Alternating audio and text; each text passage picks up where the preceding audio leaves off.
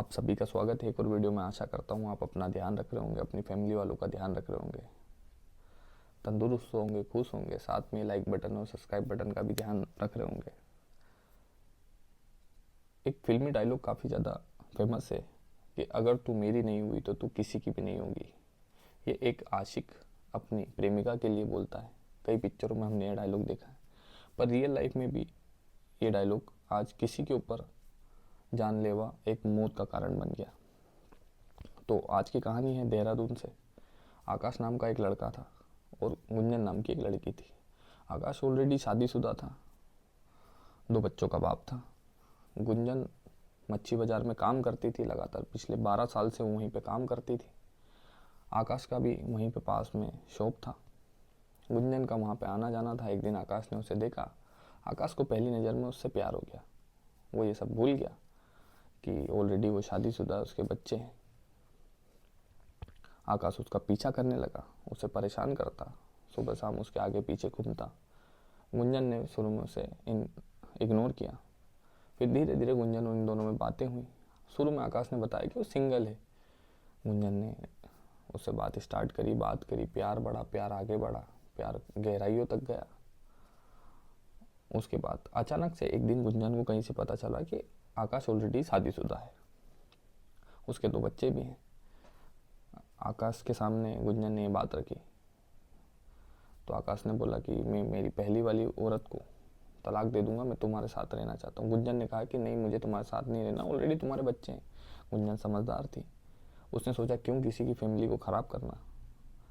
गुंजन ने उसे साफ साफ मना कर दिया कि मैं तुमसे बात नहीं करूँगी। पर आकाश दीवाना हो चुका था, उसके सर पर प्यार का भूत सवार हो गया था। वो ये भी भूल गया कि ऑलरेडी वो 2 बच्चों का बाप है।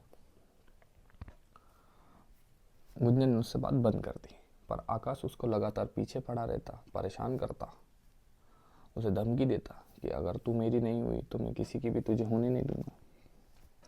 गुंजन ने शुरू में इस सब चीज़ों को हल्के में लिया और इग्नोर कर दिया कि चलो कोई बात नहीं, पीछा छोड़ देगा।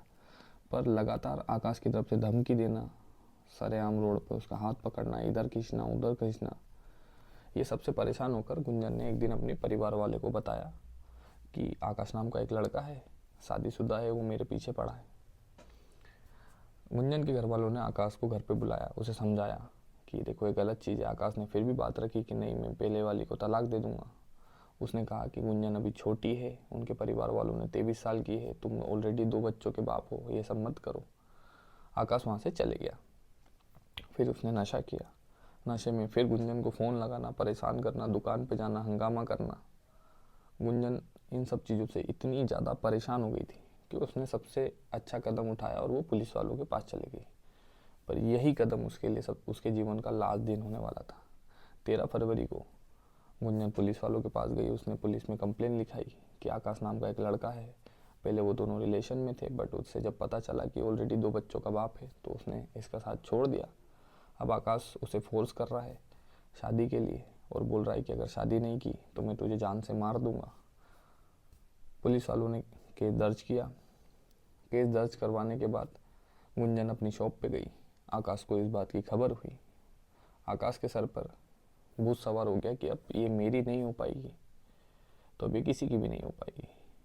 वहीं पास में मच्छी बाजार में दोनों काम करते थे। मच्छी काटने का जो आता है धारदार वाला चाकू, उसने वो उठाया और अपने हाथों के पीछे छुपाकर गुंजन को बाहर बुलाया कि गुंजन आओ, मुझे तुमसे बात करना है।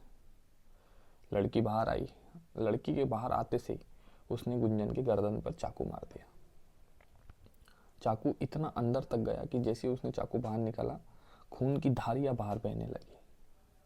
उसने लगातार 3 से 4 ऐसे वार करे।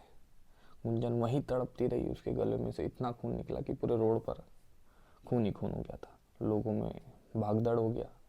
आकाश भी वहां से तुरंत भाग गया। पुलिस आई। पुलिस ने आकाश को पकड़ा, रिमांड में लिया तो आकाश ने बोला कि मैं इससे हद से ज़्यादा प्यार करता था और मैंने इसे शुरू में ही कहा था कि अगर तू मेरी नहीं होगी तो तू किसी की भी नहीं हो पाएगी।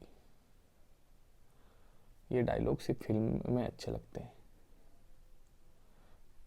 किसी के प्यार में हमें इतना भी नहीं पागल होना चाहिए कि हम उसकी जान ही ले लें।